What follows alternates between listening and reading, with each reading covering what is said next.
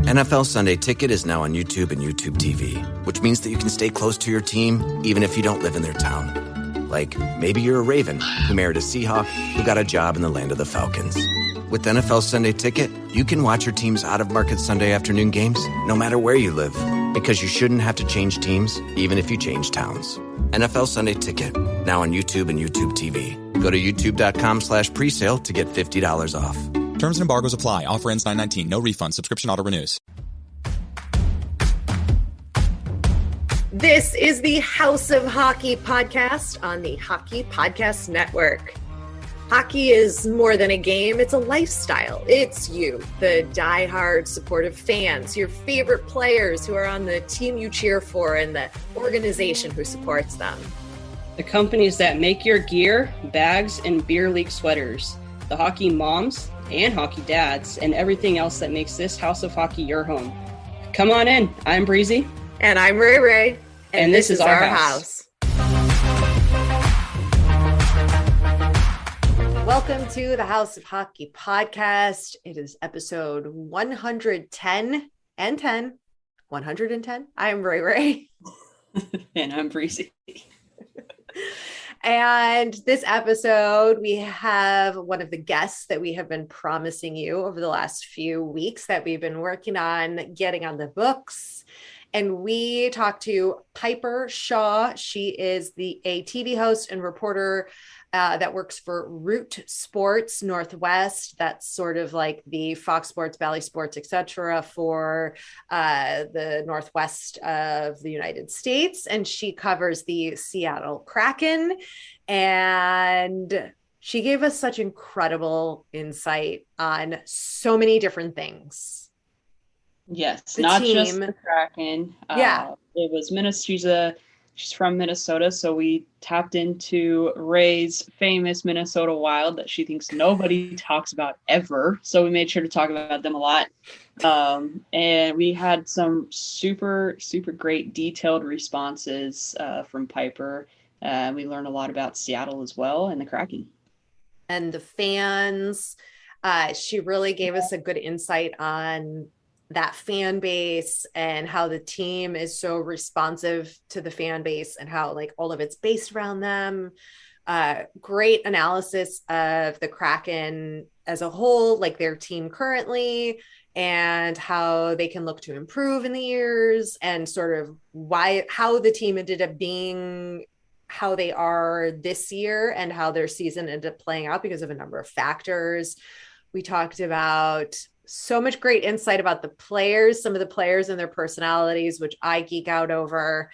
You're going to love this conversation with her. She's a super smart hockey reporter. She knows her stuff. She knows her hockey. You're going to be in for a real treat. Well, I don't really have anything too crazy. I was just interested in a couple different topics the other day. So I Googled, first of all, if there is a number that only one player wears in the NHL currently, could you take any guesses on if there's only one number and what that number could be? Because there is only one number. Did I word that right? Go, weird. Yeah, like the number on their jersey, the player's number, their player jersey number. There's only one player in the whole league who wears this specific number. Yes. I'm going to guess one. Okay. That's my guess. What's the answer? Number one? Yeah. Oh, no. There's like 5 people that wear the number one. Who? I mean, I could really look at it and give you a breakdown. All right, fine. What's the number? 87. Sidney Crosby is the only person wearing the number 87. I feel like I knew that. Yeah. But he's the only player. He's the only player. And it's funny. Is that like a rule? Like nobody else is allowed to wear 87 on any other team? I mean, it'll probably end up being retired like Gretzky, right? I mean, no one else will probably wear the number 87 in the league. But I thought there might be other numbers that are either not worn or may only have one current player that wears it. But every other number seems to have 2 to like 10 other players that are wearing the number. So I just thought that was super interesting. That is And very something interesting. else that's super interesting is I'm currently taking like a nutrition class, right? So I was like, I wonder if any current NHL players are following a specific diet. And there's only one current player, I think it's current, that follows a vegan diet. Could you guess who is the only player on a vegan diet right now? Again, it could have changed, but as far as I know, I think it's still active. My first thought was Connor McDavid, like that he would be like very forward thinking and like, let me try this and see how this makes me play better. But I feel like that's probably not the answer, and it's probably very obvious. So what is it? I don't think it's very obvious. Oh, okay. Who is it? Zdeno Chara. What? Yeah. I read that and I was like, Chara is vegan? Really? Apparently he's vegan. He came up on my search. He probably may not be now. I think he still is, so obviously don't quote me on it, but I'm pretty sure I know he is the only one that is coming up as being a vegan in the NHL right now, which is pretty cool. Yeah, that's what I got. I played tourist in my local town this weekend. A friend of mine came up to visit, and we did all the touristy things and had a nice time. And that's all I got. Very cool. I'm good. You got to study. You got finals. Oh my God. Breezy's got to go. And she's hungry. Here's our interview with Piper. Enjoy, everybody.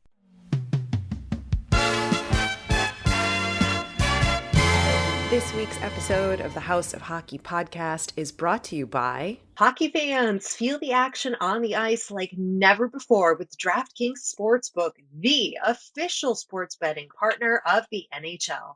Right now, new customers can bet just $1 on any team to win and get $150 in free bets if they do.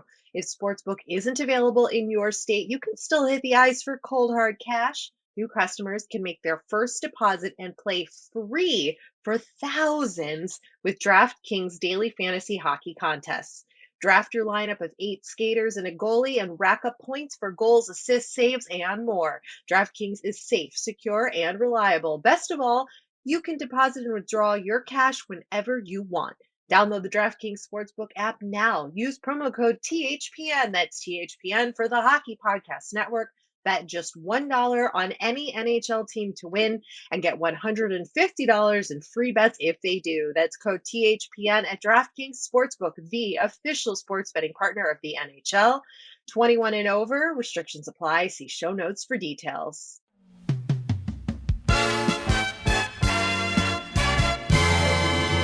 Welcome to the House of Hockey podcast. Piper Shaw, who covers the Seattle Kraken. Thanks for joining us.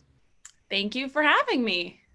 Awesome. So tell everybody basically who you are, what you do, what you cover, where you came from. Give us the old time lapse of it. Oh, the old time lapse. Where to begin? Like the 60-second time lapse, the short one.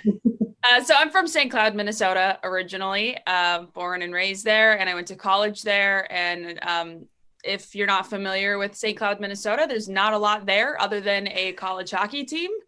And the whole state of Minnesota is obviously the state of hockey, where hockey is literally just a part of everyday life. My high school was on a lake. We played hockey in gym class on the lake. Like, it's just like part of the whole thing. So anyways, I went to school for broadcasting. I had my first job working in local news in Madison, Wisconsin, TV news. And there was an opportunity to move into the sideline role or rinkside role for the Wisconsin Badgers hockey team, which was for Fox Sports Wisconsin, which is like the sister network of Fox Sports North, which is the network in Minnesota that I grew up watching, knew people at, et cetera, et cetera. So I moved into that role and I covered more than just hockey for them. I covered all the high school sports, but then I also would cover a lot of stuff at Marquette, which is part of the Big East Conference, but is in Wisconsin, which nobody really considers the East, but it is what it is. And anyways, after I was there for 3.5 ish seasons, I really, really wanted to go work for an NHL team. But I specifically, when I found out Seattle was getting a new hockey team, like I was like, I want to go work for that team. So then I spent 2.5 years trying to figure out how I could get there, and I'm here. So now I work for Root Sports, which is the network here in the Pacific Northwest, the regional sports network, and we cover the Seattle Kraken. Wow, awesome! Quite the little adventure there for you. Yeah. Okay. Why Seattle? Why the Kraken? Why the new team? Well, one, it just being a new team is, exciting, of course, but also I always was curious about Seattle because, and then my suspicions were confirmed, but it's kind of similar to Minnesota while also being different. Like it has this whole, up north, big trees, water vibe, hiking, like that whole kind of culture and lifestyle, which is very similar to Minnesota. There are things that are different, but in general, the vibes I knew were going to be similar. And also, this isn't the most important thing in the world, but my husband played hockey and he loves hockey, but he does not want to move anywhere where it is not cold half the year. And for him, when we're talking about markets that he would be willing to move to, New York out of the question, Florida out of the question, Arizona out of the question, Vegas out of the question, Texas out of the question. So he was like, Canada, Columbus, like we could go to Detroit, so that also helped that it was the kind, it's the kind of environment that he also wanted to be in and that we're relatively adjusted to. So nice. And what is the team culture fan base like? Describe the Seattle Kraken experience and fans? What is it? If you ask Todd Lewicki, who's, the head of this team, he spearheaded this entire organization from the beginning, he tells you that this entire organization is about Seattle sports fans, from what they picked for their colors and their branding and their arena. And, they surveyed people constantly, and it's the 32,000 people that put down those deposits for those season tickets. And so they've really built the organization and are still adjusting along the way to how their fans react. Instead of it being like, this is what we want to do, it's like, if our fans don't like that, they will literally read and react. So they've really purposefully built this team to, one, be like progressive in the sports world in the sense of like kind of pushing the envelope of what you've seen in the NHL or in professional sports in general. Even just in terms of like how they use social media, and they've got how they do their merch. They've got all kinds of deals with different, fashion lines and companies so that their merch is unique and interesting, and just all those kinds of things. All of our warm-up jerseys for the Hockey is for Everyone nights are all from local artists. They bring in local bands to all the shows. They just really have tried to make it all about Seattle and what Seattle sports fans like. And so I think that you have this incredible reaction from the fans because it's literally made and built with them in mind.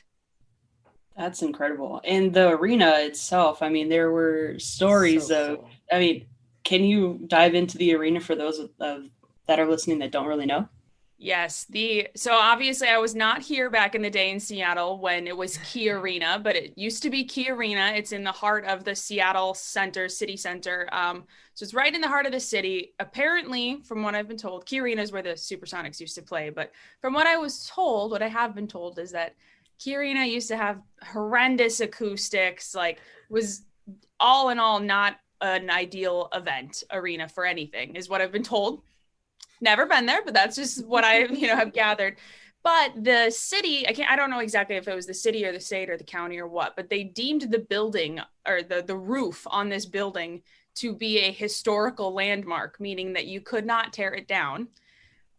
So when Seattle was bringing a hockey team here, they knew that they wanted to, build this team in this arena in the city, in the heart of the city. They didn't want to push it out to, a suburb where there's a little bit more land, and Seattle's extremely developed. Because we're between water and mountains, like there's really no open space left in the city limits here. So anyways, they had to suspend this roof and dig underneath it through a pandemic for, 3-4 years. They're working on this project. Ended up being well over $1 billion to do this.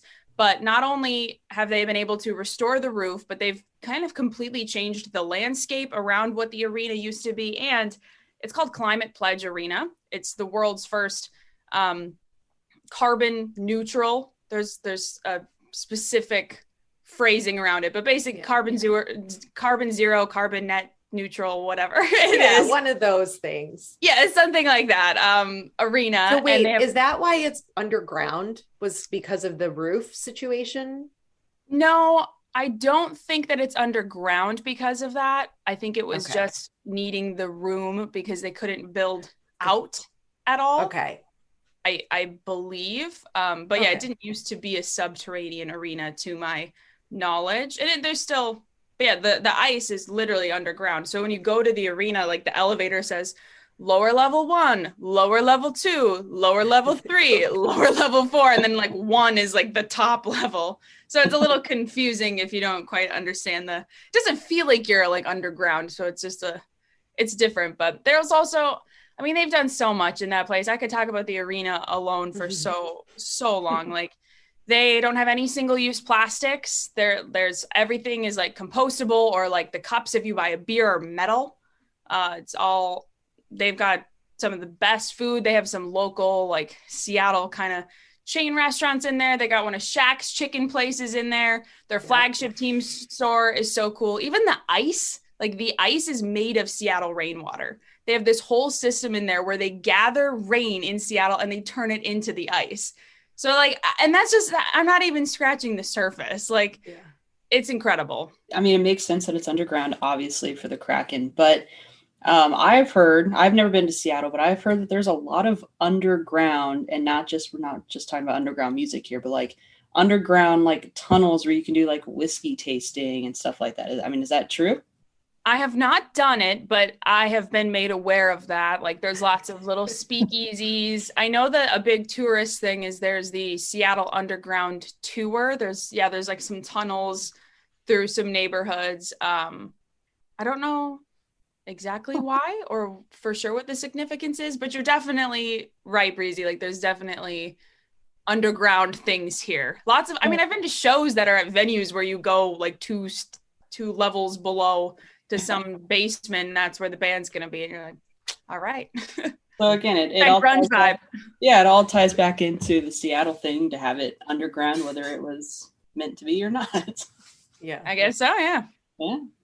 So how would you describe the fans then? Like, they like local music, obviously, they are eco-conscious, but when they're in the arena, like, are they chanting? Are they just responding to what the like PA guy is playing, like, let's go Kraken, like, what is that sort of experience in there? Are they really loud? Are they banging on the glass? Or like, what's their vibe? Because there are so many different fan personalities throughout the league. Yeah, definitely. Multiple things here. One of the things is that hockey is new to a lot of fans in Seattle. Right. So I know that one slight gripe that old hockey fans have had with some of the new hockey fans is that some of the fans don't necessarily understand like hockey arena etiquette or culture necessarily. So like not getting up until there's a whistle, like not getting up from your chairs until there's a whistle. That's been like a thing I see all the time of people being like upset because people just don't know.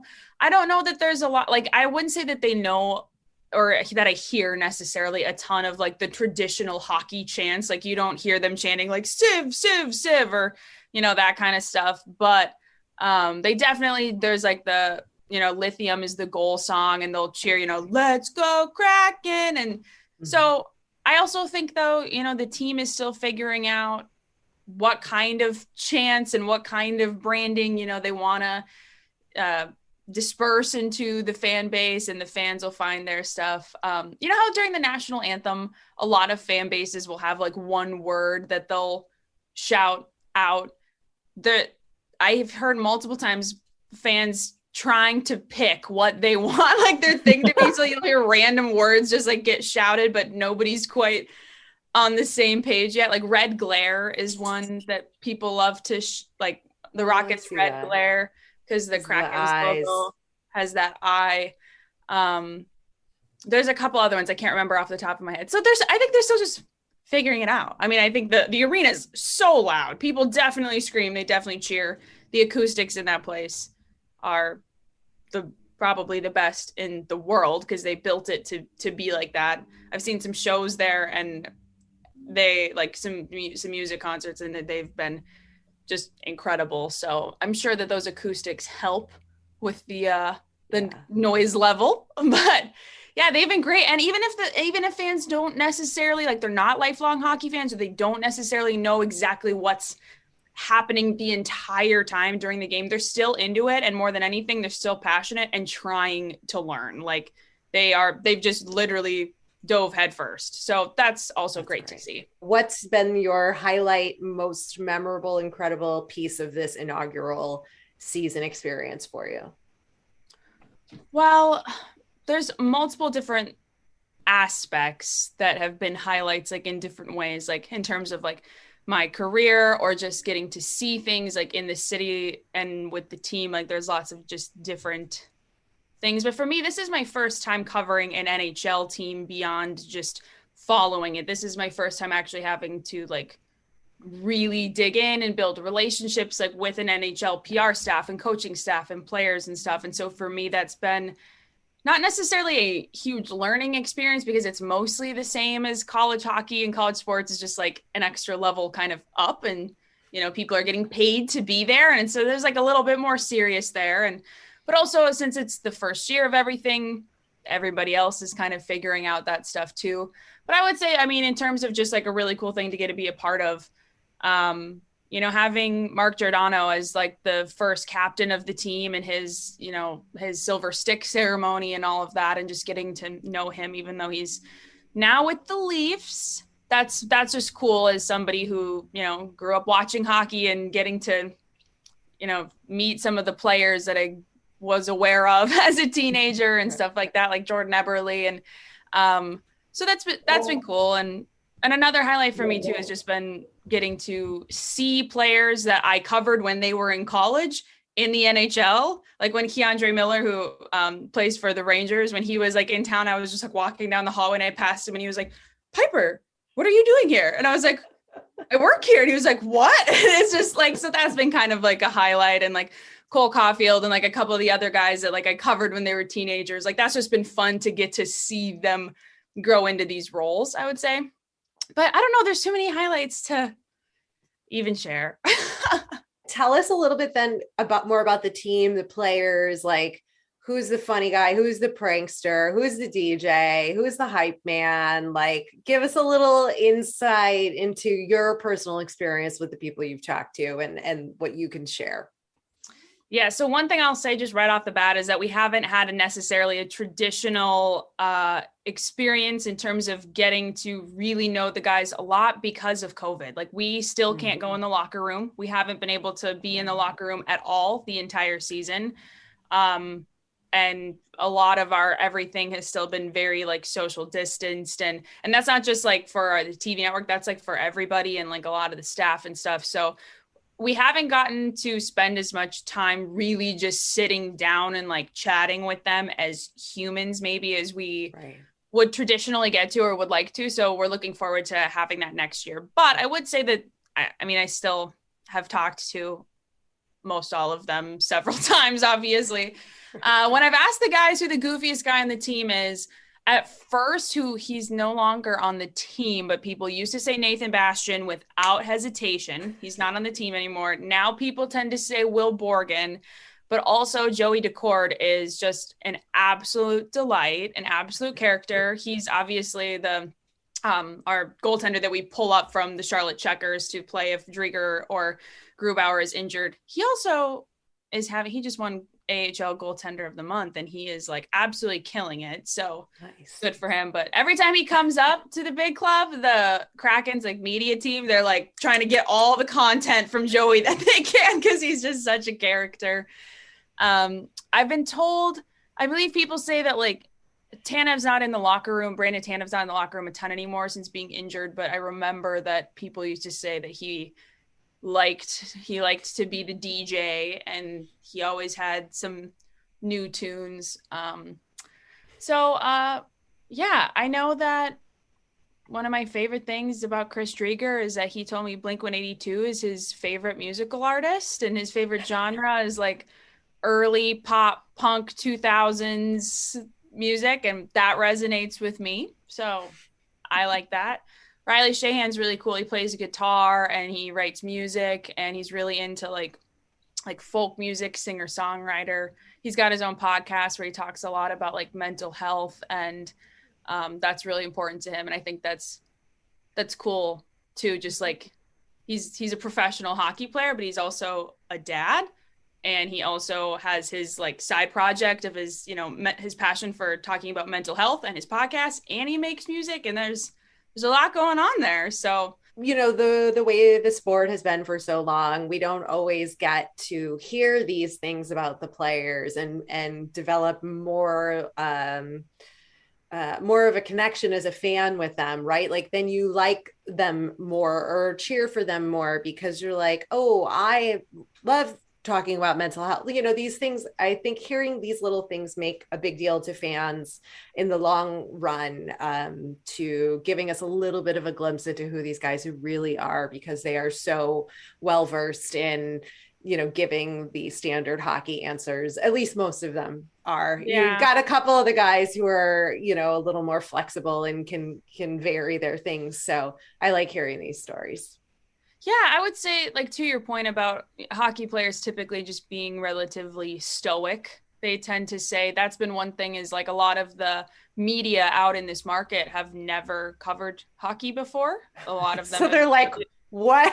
So what like, is this? Like, the concept of hockey culture and hockey locker rooms and building relationships with hockey players, it's completely different. And I mean, I know that because I come from the state of hockey, but like it's a completely different kind of athlete archetype. You don't put people in boxes necessarily, but your typical NFL player, MLB player, NBA player, and hockey player, it's hockey players have a whole different vibe. And I'm sure that you are aware of that, but it's a very different, you're right. It's just a very different culture. It's a very humble, quiet, keep your head down kind of sport.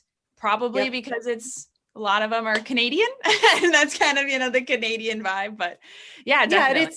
It's still truly, I think, a team sport. I mean, so many of the answers, as I'm sure you've heard over your career, are, we, never I.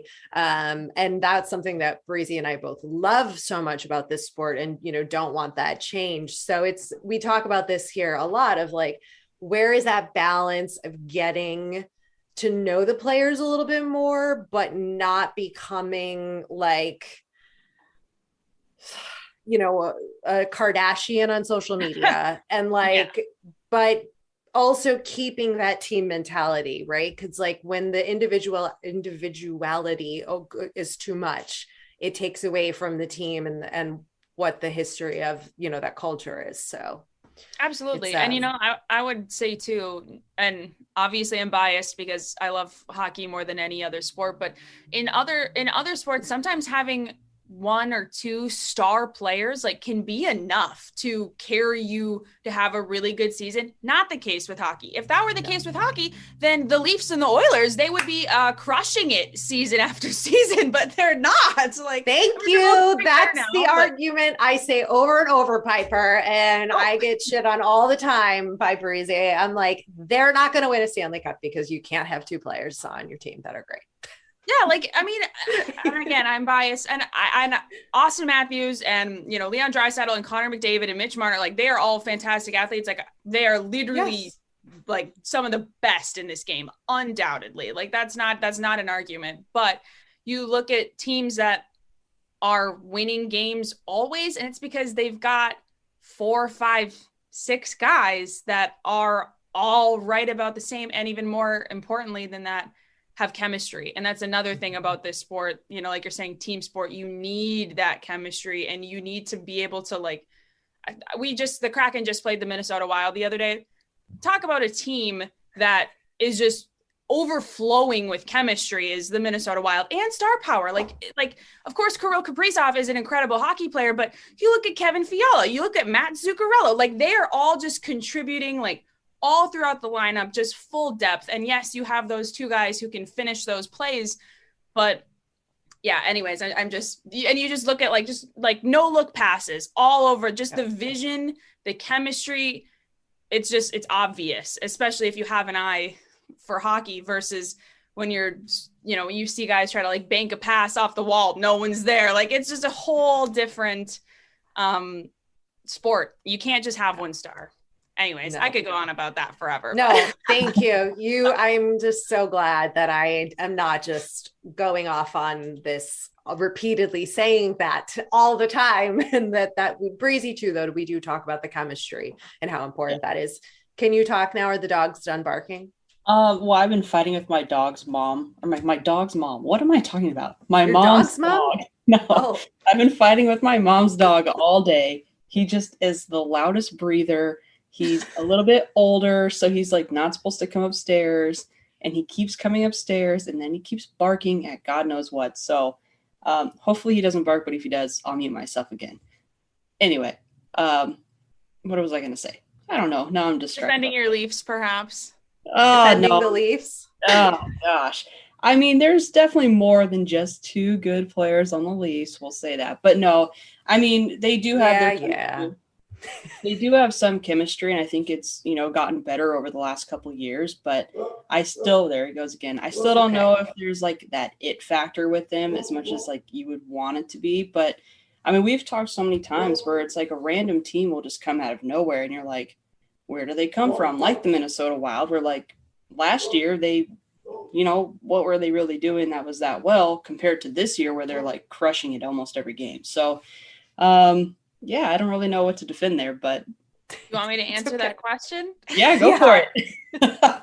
I think what they were doing was, I am a lifelong Minnesota Wild fan, and that doesn't necessarily mean that I am qualified to make some grand assertion of what their general managers have done through the years. But for as long as I could remember, Ryan Suter and Zach Parise were the franchise players of that team.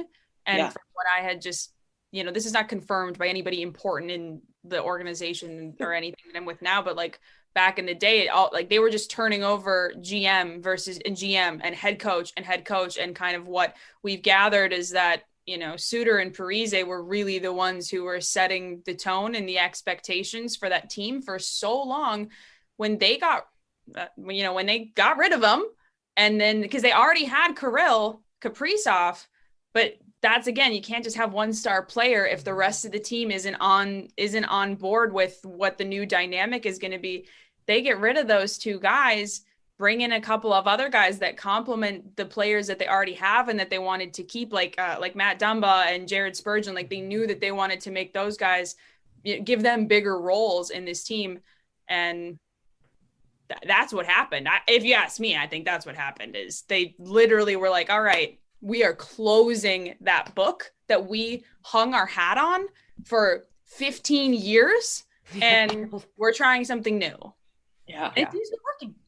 And I think also to kind of piggyback on that, when you have, and I say older guys, but really they're, mid-30s, whatever. When you have those older guys on the team, it's almost like having like a boss who's set in his way where like he doesn't want to change or anything like that. And I don't want to say trim the fat, but you almost have to when it comes to a hockey team, because you need to not have just like a one mindset kind of thing going forward. And to your point exactly, I mean, as soon as I just noticed that as soon as they, those two guys left, it was like a rocket ship just took off. And I think that Koivu too, which I don't know that he necessarily dictated as much as, even though he was a little bit older, but that's another, long-time franchise player for the team. All three of those head out, and something obviously changed. and used to kind of old school hockey, and with the game changing so much and getting to this cool little, like, and you're seeing trick shots here and there. I mean, I don't know if Koivu or Suter, yeah. there's too many of them. Too many. Yeah. I don't know how thrilled they would be to see like these crazy shots or, you know, between the leg goals or anything like that. So, and you have to have certain things like that, you know, come into your team, because if you're going to play old school hockey 24/7, like, it's not going to work. So obviously there's a reason why the Minnesota Wild are doing well. Yes. There you have it. There you got it. There's our theory. Yeah. Who's your favorite player to interview on the team? Oof. It depends like what we're Like talking after a win. How about after a win? Okay, I have multiple angles to this. My person who used to be my favorite person who we traded away was Colin Blackwell, because he always gave you so much insight of hockey, like a hockey answer and a human answer or a team answer. And he would also talk and like genuinely listened to like what the question was. But I would say in general, well, like somebody who's really fun, like Chris Drieger is so fun. He's a great interview. He does answer your questions. He's very honest. And he's a human being. And so I think he's just like a great interview in general, but he's also a goaltender. So like, you don't necessarily talk to him a ton, obviously. I like talking to Yanni Gord a lot. Like, he's generally pretty serious, but he can be funny, but he also like, he will give me hockey answers. Like, obviously they're professional hockey players. Like, they all know this game, but he will actually if you just ask, this is not necessarily a good question, but if you ask something like last night, I asked him, you know, Drieger has come up with some really big saves, but he's facing a lot of more tough shots than he probably should be right now. What can you guys do defensively to like help him?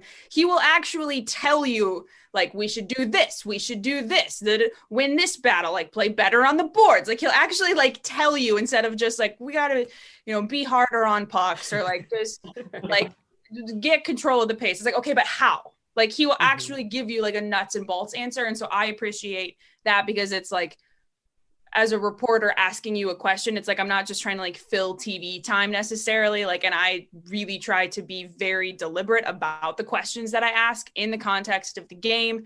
Like, I'm not just trying to just like take up your time. So, and the fans also in Seattle too, like like I said, a lot of the fans are still learning the game. And so I really try to ask questions that will get them an answer where they learn something about like, okay, so given the context of what we saw there, here's the question, here's what the remedy to that would be, or whatever it is, you know, or here's why that happened and why they did that well. Like, anyway, so Yanni always gives you a very honest, legit answer, which I appreciate. Yeah, I'm trying to think like if anybody's like extremely fun. Has anybody pranked you? Are there any pranksters on the team?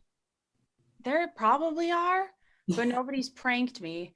We do this thing called a 2-minute minor, where like during practice or whatever, I'll put them in the penalty box and we'll like set up all these GoPros in it, and we'll like rapid fire silly questions at them to answer. I like it. Like, I know like this isn't a prank, but just like Jonas Donskoy answered like 4 of the questions like about Pokemon in some way. Like, he loves Pokemon, I learned. Philip Grubauer, we just had him a couple weeks ago, and these things have been running in the arena, like, and they're all over. So he hadn't taped his yet, but he'd seen them. So he was like he was aware of them.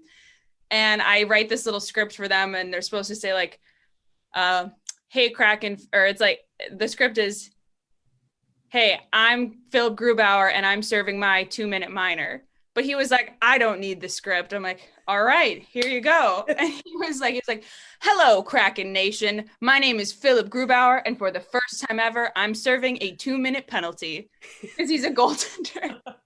And it was like, this is not what it is. But we were like, he committed to it. He was so enthusiastic about it. We're like, this is better than what I wrote. Yeah. So he's fun. Yesterday, he was asking me about, I had this hat that we just got back from a road trip really late last night. So we were in Dallas yesterday. I was wearing this like blue hat around the traveling party, and we had our camera set up like where you could kind of see the guys coming out of the locker room, and Grubauer didn't play last night. So he was kind of, you know, leading the high five line and whatever. And he's standing behind me. He's like, "What happened to your hat?" And I was like, "Oh, like I can't wear it on TV." And he was like, "Why not? It's a great hat." I was like, because it's like I don't think I have it down here. It's like one of those hats that he always wears, like a kind of a European style, like brim hat. And I was like, all right, I'll let my boss know Gruby wants the hat back. So yeah, he's silly. That's nice. Actually, all three of the goaltenders are very silly. So they usually are. They all have, you know, as we know. When you go on the road, what's been a city that you've loved to visit? Food you've had somewhere that's been incredible? Like what's that like when you're at away games? Not in the arena, I mean, like food, like after the game, like when you're not eating in the arena. Like, I don't know. This arena has a great hot dog. Right. Like, I like the soft pretzels, the Dallas Stars games. Yeah. So one thing I'll say is we have, like, I'm not the only reporter. We have 2 reporters, we have 2 hosts, we have 2 analysts. We, you know, so I go on about half of the road trip. So there's a bunch of markets that I haven't gone to yet. But I mean, for me, probably the best one was getting to go to Minnesota on Friday for the first time. Just obviously I'm from there, but that was the first time I ever got to like cover an NHL game in my home state. And it was also against, you know, this electric Minnesota Wild team. And I got to see, you know, people that I watched and mentored under when I was a college student back in the day who still worked for the team and stuff. So like, that was just cool. And then like our color analyst, JT Brown, he also is from Minnesota, born and raised, and he played for the Minnesota Wild. He won a national title in that building. And we've got a bunch of players on our team who either played for the Wild, or played for a college there, or are from Minnesota. So that was just really cool for like the whole, and I'm sure, you know, a lot that happens a lot with like the Canadian cities and then Minnesota, because so many of the players and, you know, people are from hockey cities and whatnot. But that was just really cool for, you know, for all of us. Coach Axel asked me, he was like, "You got the whole city of St. Cloud here rooting us on?" I was like, 5, there's 5 people here. But so yeah, like I would say that was really cool. Food wise, I'm trying to think, like we're usually not there for very long. We are literally usually there, like maybe we get a meal. And for a lot of this season, we weren't under NHL COVID protocols. We weren't allowed to leave our hotel rooms, and we had to order in only. So I'm trying to think, like we got in Buffalo, we got legit buffalo wings. They were basically just like good wings. They didn't change my world or anything, but the home of the wings, you know, that was a thing. I would say that the Detroit Red Wings arena, Little Caesars Arena, their media meal is like apparently it's like the best one in the league. We have like this document going where we all like rank our favorite like media meals in the arenas, and they had so much food and it was all really good. So that was memorable. But nice. There you go. That's all I got for you. Is there like a city or an arena that you haven't been to that you're most excited to visit? Ooh, that's a good question. I think there's a couple. I would really like to go to Tampa, even though it's not a hockey market necessarily. The arena, I mean, the fans, after the kind of season they've gotten the last couple of years, obviously, it looks amazing there. And Tampa as a sports market right now is just booming, obviously. So I would love to go there. I know this also isn't, well, I'd love to go to TD Garden for sure. Just like, that's just would be an incredible bucket list. Like gotta do that. And then I also would say probably the Hurricanes, even though that's very random. My family all live in North Carolina now. They live in Wilmington though, which is a ways away, but it would be cool to get to go there, do a game, have my family actually get to be there with me for one. Even though when I'm working, it's very hard to, like, you're working while the game is happening. You can't really just like leave. Yeah. But you know they're there. So that's all Yeah, that I matters. know those are like really random answers, but No, they're not. They're Oh, your good. answers. That's I not, know. they're not random. No. Yeah. I'm like, Montreal will be fine, I guess. But like, What about talk about some of the differences between covering college hockey and NHL hockey? Like what's something notably different in either the style of play, the players, coaching? Like we don't watch a lot of college hockey, so fill us in on some of that maybe. one of the biggest things in terms of actually doing my job and reporting is that the amount of information available to me is completely different. Like we would kind of get game notes in college hockey with like the really big notes, but not things that were like tracking streaks. And not only in the NHL do we get streaks, but we get all kinds of streaks. Like we'll get like, blocks streaks or career highs or season highs for both teams any night. You get all of the stats and all of the streaks and all of the combinations possible, if that kind of makes sense. College hockey doesn't even really have anymore. This is the first year that it went away, but like a really reliable live stats site anymore. So when I was covering it, we kind of did, but even just like the stats available to you are just not the same. So that's just been different, generally making my job easier, but just also learning a little bit more about some of these really advanced stats. Like, okay, how relevant is that to like kind of learning the context of like, does that actually matter? Or is that just something that like you can measure for like over time? Like, what does that stat tell you? What is the story of that stat? That's just been different having that available. Mostly in a good way though.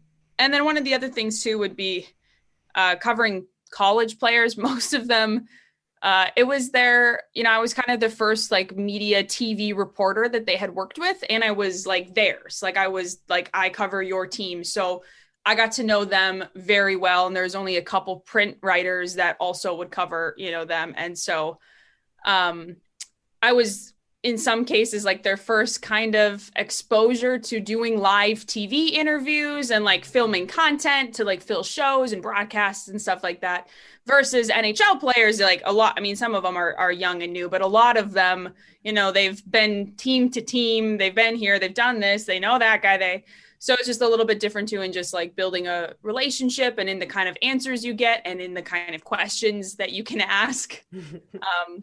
I've had times where I was interviewing 18-year-old hockey players who are really good hockey players, but they've never done a live TV interview in the middle of a game before. So it's just kind of being a shepherd a little bit, like, okay, stand here, like you're going to face here, like I'm going to step away, but it's okay. Like this kind of stuff like that. So but the game, it's it's faster paced, of course. Bigger guys, generally more skill and talent, but college hockey is fun because it's also messy because you got so much like unharnessed skill and talent sometimes in college hockey, where like somebody will make an incredible play and then just completely biff it on like some horrible turnover like the next second because it's college hockey. So and I love that about college hockey, but when the guys are playing for paychecks, it matters a little bit more, obviously. Yeah, just a little bit. Yeah. Well, it's interesting. So we talked to the Kings amateur scout a couple weeks ago, and he said that he has a hard time watching a game as a fan over like a scout because he knows the game so well. So because you have, grown up with the sport so much, like all of your answers that I've noticed are like very like intricate when it comes to like playing the game. Do you often see that it's hard to watch a game as like a fan over like, that you'll probably have to like report on something or like there's things that you're watching? Like, do you have a hard time trying to like find that balance? It depends on what my level of investment is into said game. Gotcha. Like Right. if I actually care about it, or if I actually care or know any of the players or the staff, or, if the result in some way is relevant to me, I would say it depends. It also depends how much I'm like sitting down and watching the game. Sometimes I'll just like turn on some game between two teams that I'm not playing anytime soon, or that we're not playing anytime soon, that I don't necessarily need to know how this game turns out. But sometimes I'll turn it on and like, cook dinner or whatever, and I can easily just like watch it as a fan and just listen and absorb, but my heart's not like a fan, if like an invested fan in the game. So I'm just observing more than caring as a fan, I guess. But I have a hard time watching a Kraken game, obviously, without being invested. I have a hard time watching a Minnesota Wild game as well. This is a little bit different though for me, because even though I'm so excited that they're making this run and stuff, like this team is like the Wild team is almost like foreign to me in a way, because this last year where they've had this whole run and this turnover, I've been over here with the Kraken. I've been paying attention to what we're doing and building and getting to know these players. So it's been a little bit different. I'm like, who's that guy, on the Wild's roster, which I'm like, what the heck? Cause I, have been following all of the, the trades throughout the years and whatever. So that's a little bit different, but if I care about the game, like there's a couple teams that I like because I got friends who work for them, or I know people who are good friends with the players, or a player that used to, be on our team that I really liked, or, what have you. Like I love watching the Canadians when they're playing well, because I'm always cheering for Cole Caulfield and that whole storyline that they've got going on with their coaching change. And like, and I'm sure throughout the years that the players that I covered as teens, and even I went to St. Cloud State with Will Borgen, who plays for the Kraken. I literally went to college with him. And like Dennis Chalowski, I literally went to college with him. So like, that's an interesting thing too, is like, there's always there's little ties there, and then I'll care a little bit more. But to answer your question, long story short, I don't think I have too hard of a time separating it, but it just kind of depends. Fair enough. That makes sense. Yeah. All right. And from your perspective as like an analyst reporter covering the Kraken, what do you think needs to happen in the off season and next season to see a better overall record at the end of the year? Was that a nice enough way to say that? Yeah. The team's inaugural season performance.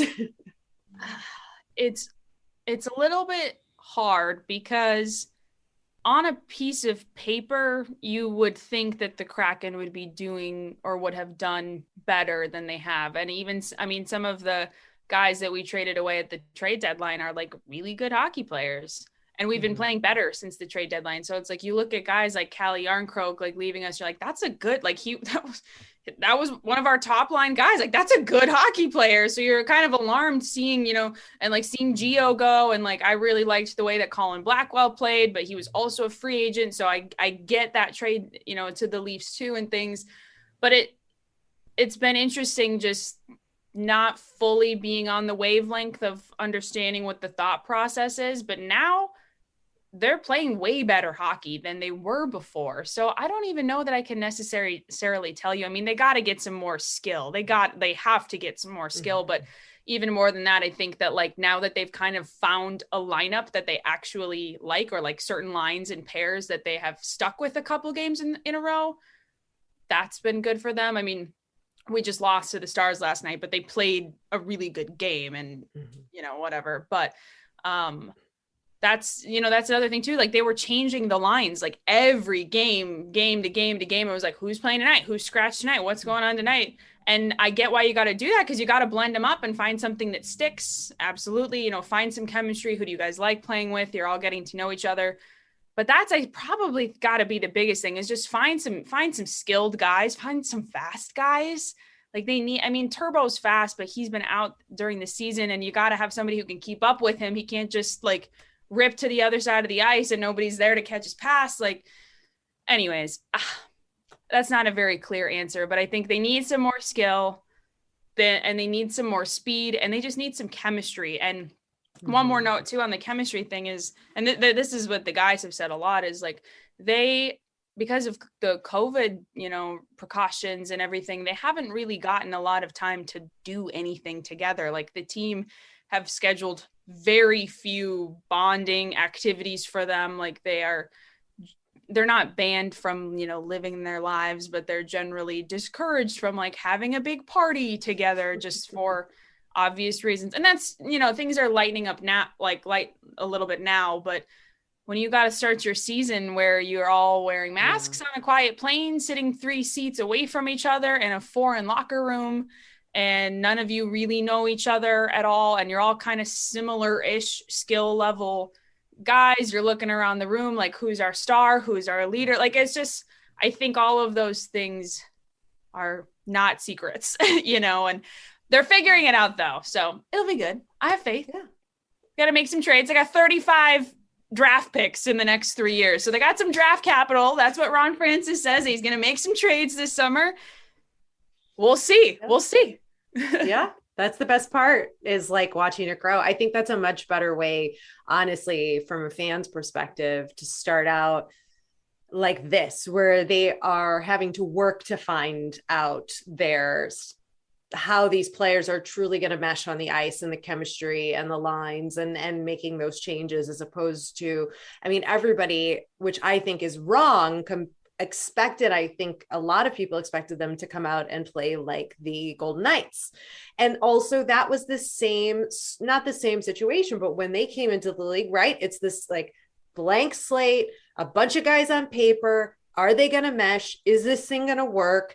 And they just kind of had it. They had the chemistry. They had the other bonding moment of the tragedy that happened in Vegas, and so many other elements played into it. And so I think your explanation was actually spot on and really gave a better perspective, because like, you're right.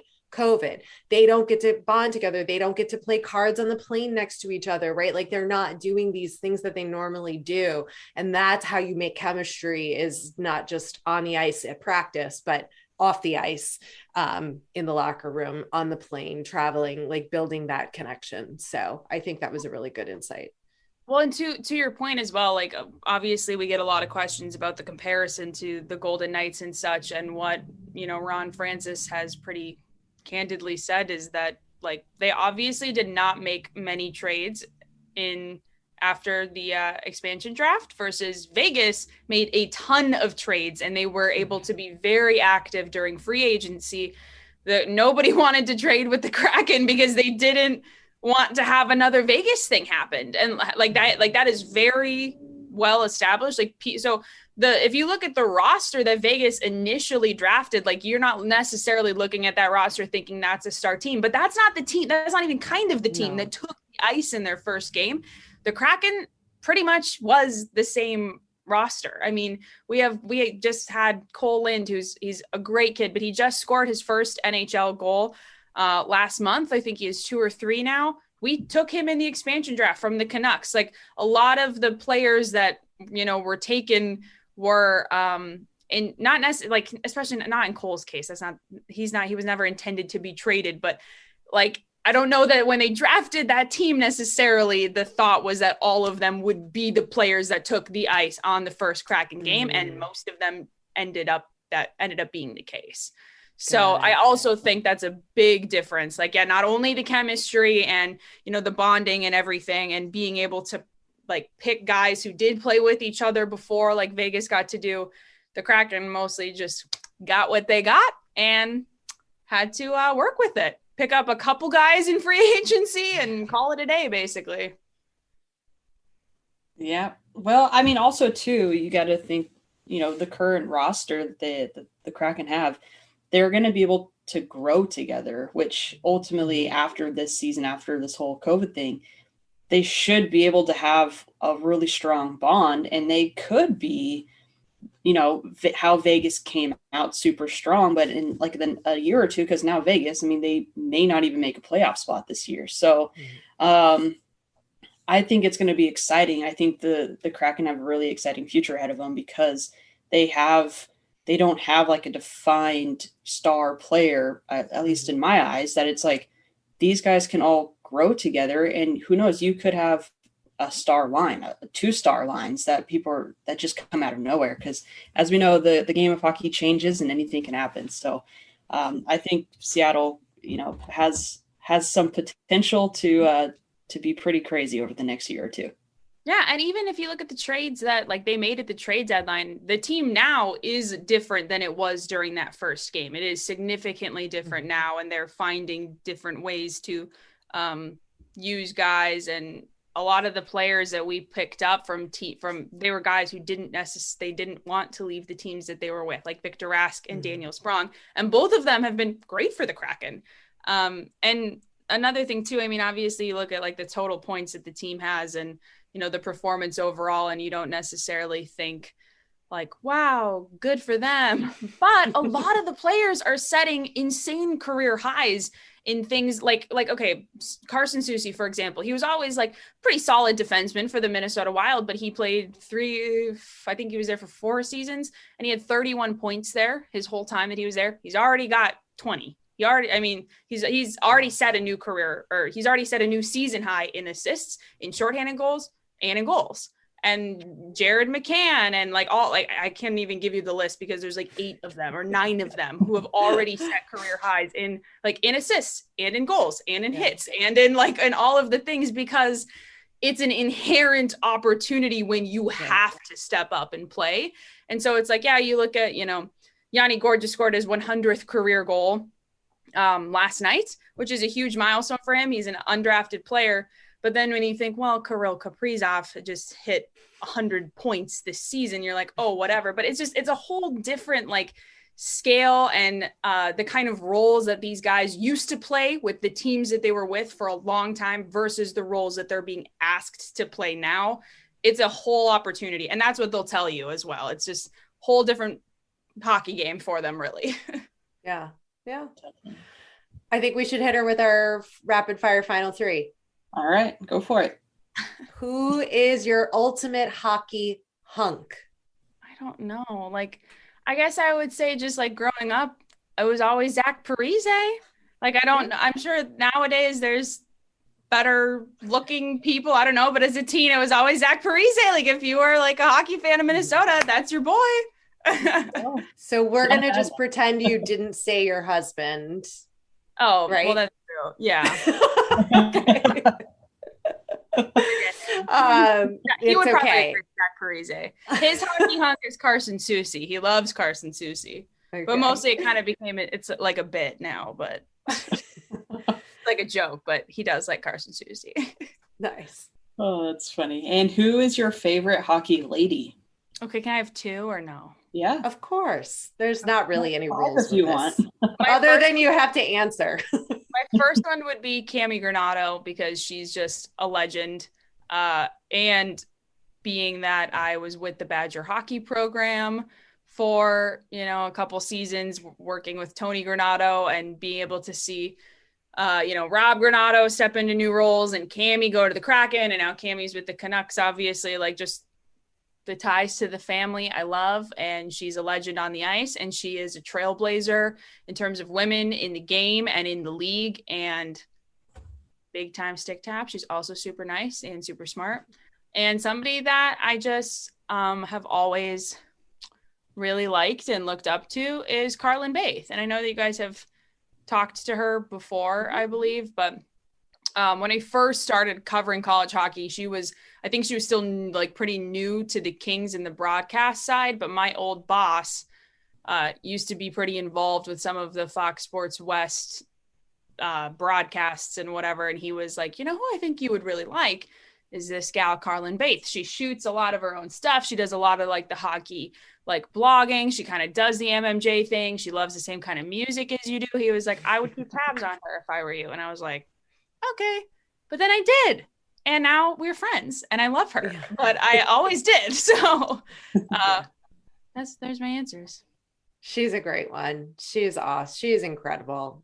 We had so much fun having her on too. So, and then the final question is, do you have a Sidney Crosby story?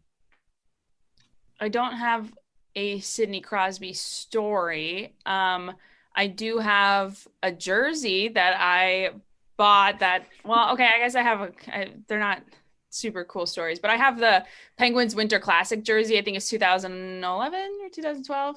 It's the really cool blue ones. And I just loved that that design. And so I knew I wanted one, and I was like, well, who am I going to get? And I was like, well, I'll get Sidney Crosby, get the C, you know? So I have that. I love that. The other one I would say is like my uncle, he's only like a couple years older than me, but he has always been a hockey fan. He played junior hockey, whatever. He lives in Kentucky now, where there's like no hockey, but he always loved the Penguins because Sidney Crosby was like the guy, you know, when he was the Connor McDavid of the time, and he's still Sidney Crosby, like, you know, no disrespect. But he's got a bunch of Crosby stuff. And I have now my little cousin who's like 4 skates around in his Crosby jersey. Like every time they're sending pictures at the rink, he's in his little Crosby sweater. So, you know, I like that too. Gives me good positive affiliations there. Tell everybody where they can follow you on social media. You could follow me on social media. On Twitter, I am at Piper Shaw TV. No underscores or anything cool. On Instagram, I'm at Pip_Shaw.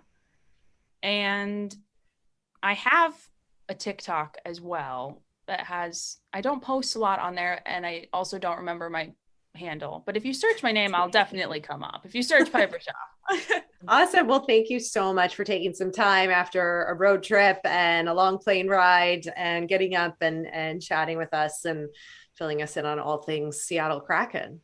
Absolutely. Thank you for having me, you guys. I hope I didn't talk your ears off too much. No, you could never hear. We're always down for lots of hockey talk. So thanks. Thanks for coming over to our House of Hockey podcast and hanging out with us. We'll be back next week with a brand new episode. And in the meantime, you can follow us on social media. Just look for House of Hockey podcast. We'll be back next week.